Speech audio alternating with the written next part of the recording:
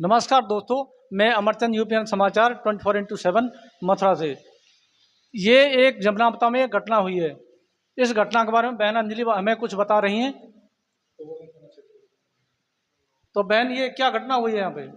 मैं अंजलि सैनी, ग्राम जमनावता, थाना गोवर्धन, जिला मथुरा।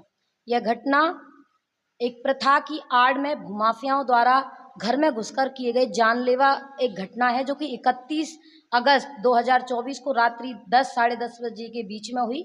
एक खप्पर प्रथा का आयोजन गांव में किया गया।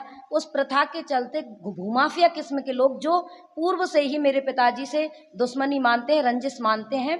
रंजिश क्यों मानते हैं? क्योंकि मेरे पिताजी जनहित याचिकाओं के माध्यम से जिन लोगों ने ग्राम समाज की भूमियों पर कब्जा कर रखा है, उन अवैध कब्जे को हटवाने का काम करते हैं, जिसके चलते वो भूमाफिया किस्म के लोग मेरे पिताजी से रंजिश मानते हैं। इसी खप्पर का लाभ उठाते हुए उन लोगों ने मेरे पिताजी को जान से मारने की नीयत से मेरे घर में घुस करके करीब 25 से 30 लोगों ने हमला कर दिया। हमले में चाक, तलवार, फरसा, कट्टा, बंदूक आदि लेकर के वो घर में घुसे। मेरे दोनों भाइयों पर हमला किया, मेरी बहन, मेरी माताजी पर हमला किया, जिसमें मेरा भाई गंभीर रूप से, मेरे दोनों भाई घायल हो गए, हाथ कट गया, सर फट गया और तलवार पीठ पर मारी, लाठी डंडों और तलवार, फरसे, कट्टा, बंदूक आदि से हमले किए गए। मेरी माताजी भी उसमें घायल हुई, बहन भी घायल हुई। उसके बाद उन्होंने फायर किया और यहाँ से उन सबको जान से मारने की धमकी देकर यहाँ से भाग गए। जो फायर की आवाज़ हुई वो सुनकर के गांव के लोग घर पर पहुंचे। जब उन्होंने देखा कि इस तरीके से लहूलुहान स्थिति में यहाँ लोग, उनको मेरे भाई पड़े मिले, वो हॉस्पिटल लेकर के गए। पुलिस भी करीब से करीब 1 घंटे बाद यहाँ पहुंची। जब तक हम उन्हें हॉस्पिटल ले जा चुके थे, गांव के लोग सभी मिलकर के, वहां से उन लोगों को जिला अस्पताल रेफर कर दिया गया। हमने 1 तारीख को FIR दर्ज करवाई, जिसमें उन आरोपियों पर मौकाए वारदात की स्थिति को देखते हुए, क्योंकि खुद थाना प्रभारी मौके पर पहुंचे थे हॉस्पिटल में, उनको देखा, उस मौके वारदात की स्थिति को देखते हुए उन पर संगीन धाराओं में मुकदमा दर्ज किया गया, जो कि गैर जमानती थी। लेकिन धीरे धीरे मामला तूल पकड़ता गया, क्योंकि जो आरोपी हैं उनको राजनीतिक संरक्षण प्राप्त है। हो सकता है राजनीतिक दबाव प्रशासन पे पड़ा हो। उस राजनीतिक दबाव के चलते प्रशासन क्षुब्ध हो गया, प्रशासन ढीला पड़ गया और उन्होंने कोई गिरफ्तारी आरोपियों की नहीं की। और मेरे भाइयों के साथ अस्पताल में भी जानवरों से बदतर व्यवहार किया गया। जिला अस्पताल में डॉक्टर्स के द्वारा उनको बार डिस्चार्ज करने की धमकी दी जा रही थी। अगर तुम इलाज की कहोगे तो तुम्हें डिस्चार्ज कर देंगे, ये कर देंगे। फिर वकीलों के माध्यम से उनसे कहा गया कि ऐसे आप ये नहीं कर सकते। लेकिन उसके बाद जब उनको डिस्चार्ज करवाया, प्राइवेट हॉस्पिटल में उनका उपचार अभी चल रहा है।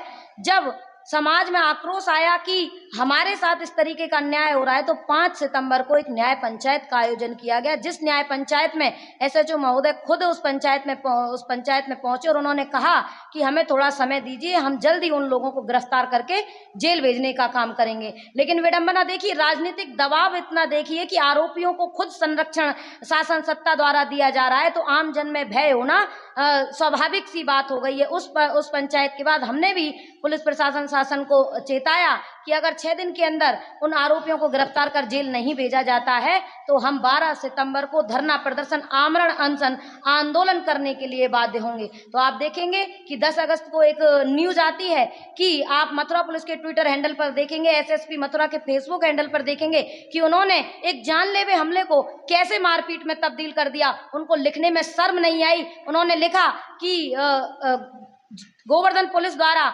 मारपीट करने वाले 16 अभियुक्तों को गिरफ्तार किया गया। उनको शर्म आनी चाहिए कि एक परिवार पर जानलेवा हमला हुआ है और उन्होंने उस जानलेवे हमले को मारपीट में तब्दील कर दिया। और राजनीतिक संरक्षण के दबाव में उन आरोपियों को राजनीतिक संरक्षण प्राप्त है, इसलिए पुलिस प्रशासन दबाव में है। उस दबाव में आकर के उन आरोपियों, उन अपराधियों, खूंखार भूमाफियाओं को 151 में चालान करके उनको जमानत दे दी गई। ये हर गरीब, हर शोषित पीड़ित परिवार, दलित पिछड़े के साथ अन्याय है कि उन पर हुए जानलेवे हमले में हम लोगों की जो जान है उनको इन्होंने इतना महत्वहीन समझ लिया है कि कोई हमें मार काट करके चला जाएगा और उन लोगों को 151 में जमानत दे दी जाएगी। प्रशासन अपराधियों को सह दे रहा है कि आप किसी के साथ भी मार काट करिए, किसी को जान से मार दीजिए, आपको 151 में जमानत मिल जाएगी। उनको खुला छोड़ रहा है कि आप मार काट मचा दीजिए। लेकिन ये हम अन्याय बर्दाश्त नहीं करेंगे। हम 12 सितंबर को पूरा समाज इकट्ठा होगा और शासन प्रशासन को चेताने का काम करेगा कि अगर आप आरोपियों को गिरफ्तार नहीं करते हैं तो जल्द ही यह आंदोलन इतना उग्र रूप ले लेगा कि शासन प्रशासन के छक्के छूट जाएंगे। हमारी मांग सिर्फ इतनी सी है, उनको गिरफ्तार करके जेल भेजा जाए। यह अन्याय हम बर्दाश्त नहीं करेंगे और इस अन्याय हम लड़ेंगे, जब तक लड़ेंगे जब तक हमारे शरीर में सांस का एक कतरा भी बाकी है। हरिद्वार, राजस्थान, मध्य प्रदेश, उत्तराखंड, आपके दिल्ली, नोएडा से भी और उत्तर प्रदेश के कई जिलों से भीड़ भारी भरकम में आ रही है। हमको कम समझने की बिल्कुल भी चेष्टा ना करें। ये ना सोचें कि ये मौसम हमको रोक लेगा, बारिश आंधी तूफान हमें नहीं रोक सकते हैं। ये भीड़ आएगी और आपको सबक सिखा के जाएगी कि अन्याय का साथ देने वालों का हश्र क्या होता है। बहुत बहुत धन्यवाद। मानवता की सारी घटना है। ये बहन अंजलि ने अपने मुख से कहा है कि आने वाले आंदोलन के बारे में बोल दिया है कि अगर आने वाले समय में चाहे आंधी हो, चाहे तूफान हो, चाहे कोई ऐसा भी समय मौसम रहे, लेकिन हम अपनी जो हमारी जो प्रक्रिया है वो सारी आगे चलते रहेंगे। जय हिंद।